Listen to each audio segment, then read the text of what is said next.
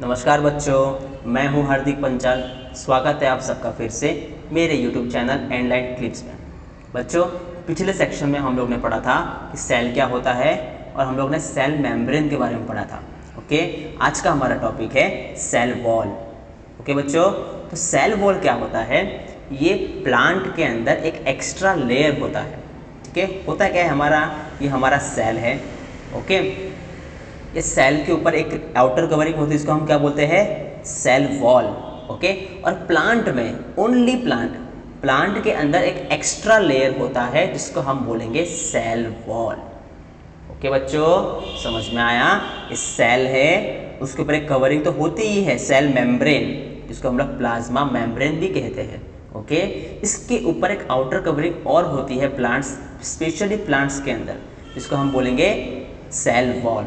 Okay, special covering क्यों होती है? Because to give the plant strength, plant को स्ट्रेंथ देने के लिए। ओके, और भी कई सारे फंक्शंस हैं उसके। ओके, समझ में आया? देखो, आपको इसमें दिख रहा होगा, ये प्लांट का सेल है।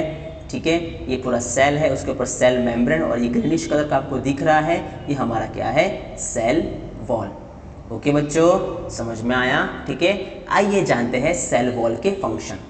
Okay, The plant cell wall provides definite shape, strength and rigidity. Okay? Plant का जो सेल वॉल रहता है वो क्यों होता है?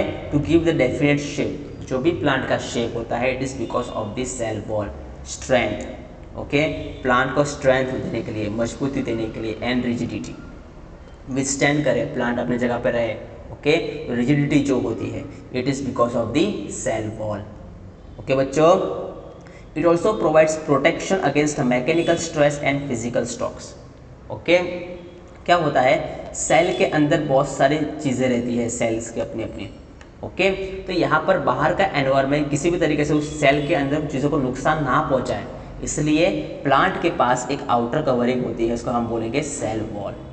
ओके, कोई भी जात का मैकेनिकल स्ट्रेस या फिर कोई अचानक प्लांट को शॉक लग गया, तूफान आ गया, प्लांट गिर गया, ओके, बैंड हो गया, तो प्लांट्स को लीव से या पूरे प्लांट्स को नुकसान ना पहुंचे। ओके, तो इस सेल वाले कवर की तरह ऊपर काम करता है। ओके, नेक्स्ट देखते हैं, it helps to control cell expansion due to the intake of water. अब मैंने बताया कि कोई भी सेल, हम लोग ने पढ़ा था osmosis process. Okay, osmosis process के अंदर क्या होता है? वाटर अंदर आता है। ओके, तो वाटर अंदर आने के कारण क्या होता है? सेल जो है वो एक्सपांड हो जाता है, सेल एक्सपांड हो जाता है, मतलब अपनी साइज से बाहर निकलने की कोशिश करता है। ओके, सेल वॉल क्या करता है? उस एक्सपांशन को वो क्या करता है? रोकता है। ओके, कंट्रोल करता है। ठीक है, अब ये सेल है, इस सेल बाहर जाने की कोशिश करेगा, लेकिन बाहर हमारे पास क्या है? सेल वॉल है। सेल वॉल उसको धक्का मार के वापस अपनी जगह पे ही रखता है, मतलब अपनी जगह पे रखने की कोशिश करता है, कंट्रोल करता है एक्सपांशन को। ओके, समझ में आया? ठीक है, सेल एक्सपांड होगा जब वाटर अंदर इनटेक होगा, लेकिन एक्सपांड कितना एक्सपांड होगा? जितना सेल वॉल उसको एक्सपांड होने देगा उतना ही एक्सपांड होगा। ओके बच्चों, समझ में आया? ओके, नेक्स्ट क्या देखते हैं हम? It helps in preventing water loss from the cell. Okay, अब जब सेल जो है अपना जो ज़्यादा जो है, because of the difference in concentration, cell अपना पानी जो है वो लूज करता है। ओके, तो वो एक मेंटेन अपना वाटर के मॉलिक्यूल्स को थोड़ा सा मेंटेन रखे अपने अंदर, ज़्यादा पानी लॉस ना हो जाए। ओके, ये हमारा ख्याल कौन रखता है? सेल वॉल रखता है। ओके, ज़रूरत से ज़्यादा पानी बाहर लॉस ना हो जाए, वो इसको प्रिवेंशन कौन देखता है? सेल वॉल, ये भी उसका एक फंक्शन है।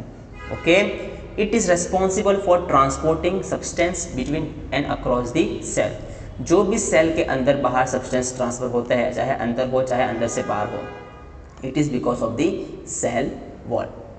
ओके बच्चों, समझ में आया?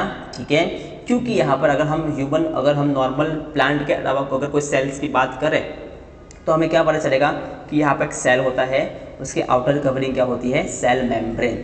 तो कोई भी चीज़ इनटेक और आउटटेक होती है, it is because of the cell membrane होती है।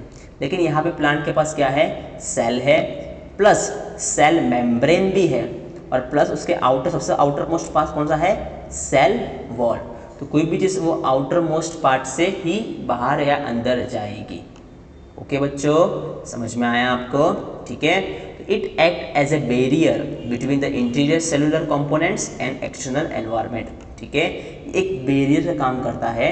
बैरियर का मतलब एक रुकावट का काम करता है कि वो सेल्स के अंदर के पार्ट्स को कुछ नहीं होने देता, प्रोटेक्ट करके रखता है बाहर एनवायरनमेंट से।